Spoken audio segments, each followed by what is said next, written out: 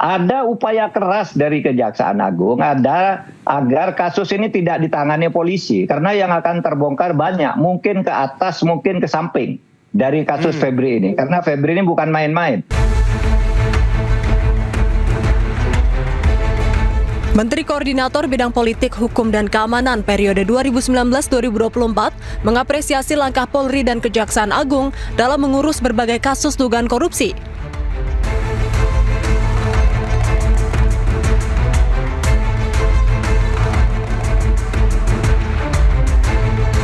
Melalui media sosialnya, Mahfud MD ucapkan selamat kepada Polri yang telah menjebol tembok penyembunyian harta-harta yang diduga hasil korupsi di sebuah kafe dan beberapa titik lainnya. Mahfud juga ucapkan selamat kepada Kejagung yang terus memburu koruptor di BGN dan MBG.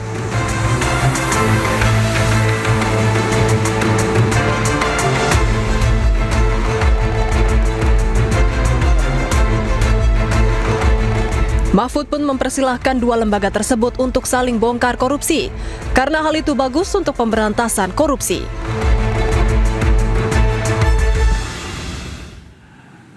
Dan pemirsa, kita akan langsung terhubung kembali bersama dengan Prof. Mahfud. Prof. Ya. Seperti yang tadi disampaikan di segmen sebelumnya, bahwasanya Anda pada tanggal 10 Juli menyebut bahwasanya ini merupakan hal yang bagus begitu ya di sosial media, bahwa biarkanlah Polri dan juga Kejagung berperang, kemudian masyarakat mendapatkan manfaatnya untuk pemberantasan korupsi. Bahkan Anda sebutkan dengan kalimat metafora perang setan. Maksudnya seperti apa, Prof? Ya, begini ya. Saya kira begini latar belakangnya. Pertama, selama ini kita itu sulit masyarakat itu melihat keberhasilan aparat penegak hukum untuk membongkar korupsi karena mafianya luar biasa. Sehingga kalau pikiran-pikiran waras yang dikemukakan oleh masyarakat tidak bisa tembus, lalu kita tinggal berdoa aja agar penjahat bertempur melawan penjahat sendiri. Setan melawan setan gitu. Pada akhirnya akan hancur sehingga kebenaran akan muncul dari pertempuran antar setan itu. Saya anggap koruptor-koruptor itu setan, pejabat penegak hukum yang korupsi itu lebih setan lagi gitu. Baik. Nah, oleh sebab itu saya membuat satir sebenarnya. Mahkamah Agung Kejaksaan Agung itu kan bersaing dengan polisi untuk saling bongkar korupsinya polisi dan korupsinya Kejaksaan Agung. Febri itu dibongkar oleh polisi, lalu polisi dibongkar oleh Kejaksaan Agung juga dalam kasus BGN, kemudian polisi kayaknya dipermalukan dalam kasus Roy Suryo oleh Kejaksaan Agung. Saya ini bertempur. Ya udah, enggak apa-apa untuk kebenaran. Menurut saya untuk kebenaran enggak apa-apa kita melihat antar ketidakbenaran itu bertempur di dalam ketidakbenaran, sehingga nanti pemenangnya adalah yang benar karena tidak ikut gila bersaing di dalam pertempuran tidak benar itu. Ya. Saya kira itu aja. Baik, alasannya. Prof, kita kembali lagi ke masalah pra-peradilan, bahwasanya segala kemungkinan bisa terjadi. Apakah menurut Anda pra-peradilan ini yang mana bisa saja Febri Ardiansyah ini menuntut kesalahan prosedur, kemudian beliau bisa bebas begitu? Apakah ini kesalahan prosedur ini sudah disetting atau seperti apa, Prof, menurut Anda? Ada dugaan ya, rumor yang berluar, yang beredar di kalangan masyarakat, dan itu sah untuk punya rumor seperti itu. Ada upaya keras dari Kejaksaan Agung agar kasus ini tidak ditangani polisi, karena yang akan terbongkar banyak, mungkin ke atas, mungkin ke samping dari kasus Febri ini, karena Febri ini bukan main-main. Dan oleh sebab itu, meskipun polisi sudah mengumumkan sebenarnya informasinya akan memeriksa dulu Febri ini pada hari Senin atau Selasa, kan 3 hari kan pemberitahuannya. Tapi di malam Jumat itu juga ya ada operasi agar ada pengalihan. Ini ditangani Kejaksaan Agung sendiri gitu, sehingga lebih mudah. Nah, ketika diserahkan tiba-tiba di hari Sabtu tanggal 11 di hari libur itu, yang juga tidak biasa gitu ya. Yeah. Kalau memburu penjahat secara fisik bisa di hari libur, tapi administratif gitu kan tidak biasa diserahkan Sabtu, dan itu dikatakan perkara dilimpahkan, itu salah. Karena ya menurut putusan MK nomor 21 tahun 2014 dan menurut undang-undang terbaru ya Undang-Undang Nomor 20 tahun 2025 tentang Kitab Undang-Undang Hukum Acara Pidana pasal 34 dan pasal 61.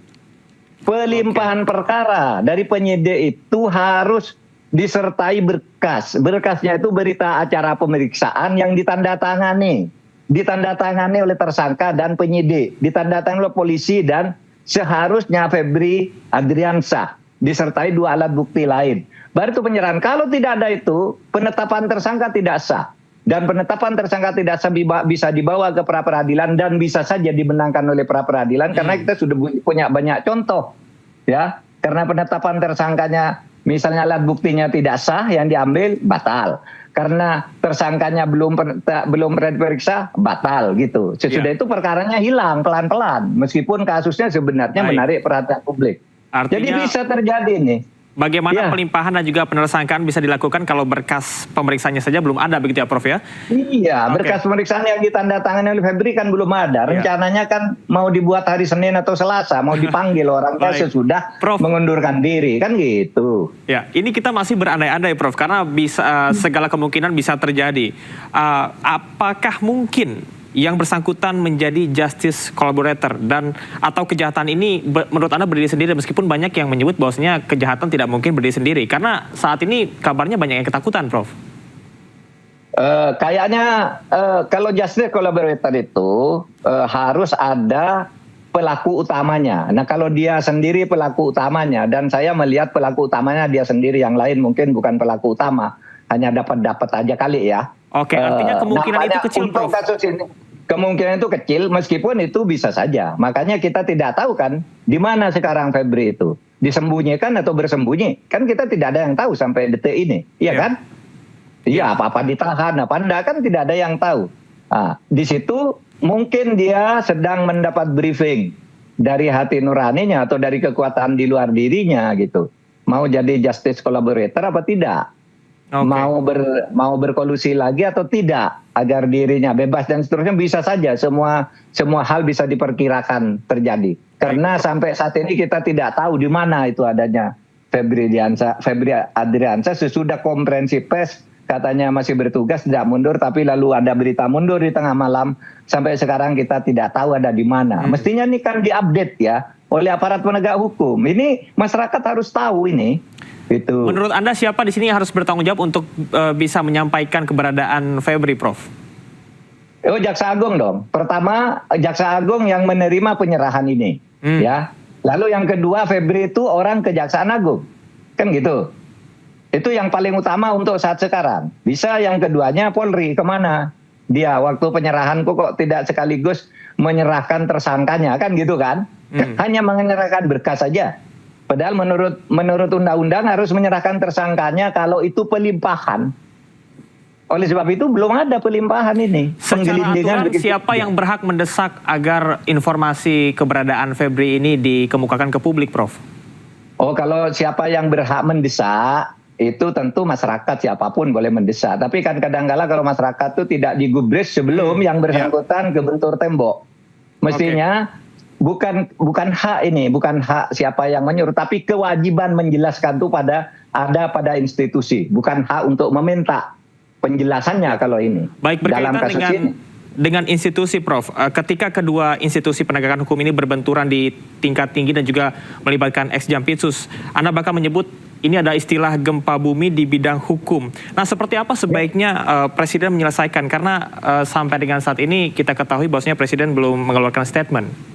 Ya, saya sangat yakin kalau Presiden punya visi yang jelas tentang ini, itu kekuatannya luar biasa, powernya luar biasa untuk bicara apapun. Jaksa Agung maupun Kapolri takut.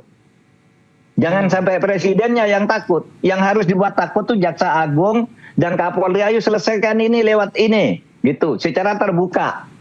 Gitu, itu ada di Presiden kalau situasi seperti ini. Karena ini sudah lapis kedua di pemerintahan kan. Nomor lapis satunya Presiden, lapis duanya kan para menteri, Kapolri, Jaksa Agung dan sebagainya itu. Baik. Ini ada di Presiden sudah kalau begini. Baik, Prof, saya rasa Anda tahu bahwasanya statement Anda sangat ditunggu berkaitan dengan sebelumnya Anda pernah menjabat sebagai Menko Polhukam. Saat Anda menjabat sebagai Menko Polhukam pernah menyinggung antara kepolisian dan juga kejaksaan seperti ada perang dingin. Anda bisa sampaikan apa maksudnya perang dingin tersebut, Prof? Sampai sekarang kan, ini buktinya sekarang bukan perang dingin nih, perang panas sekarang. Waktu saya perang dingin dulu kan, sekarang perang panas kan. Sudah benturan langsung, sehingga terjadi hal seperti ini kan perang panas. Saling tangkap, saling buru gitu, sekarang perang panas. Dua-duanya enggak cocok, enggak sinkron untuk integrated criminal justice system.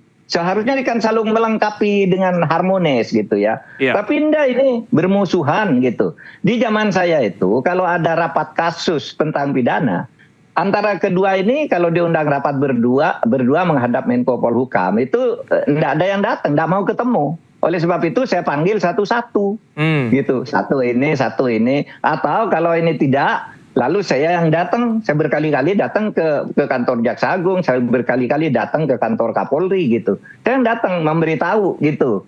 Itu tugas saya waktu itu sebagai Kemenkuan. Karena memang mereka ini sepertinya tidak mau bertemu. Dulu ada kasus Joko Chandra, kasus Pinangki, kasus Sambo, kasus macam-macam lah gitu. Beda-beda nih anunya gitu. Baik. Sehingga saya ikut turun tangan akhirnya pada soal-soal penegakan hukumnya ya. Saya turun tangan gitu. Baik.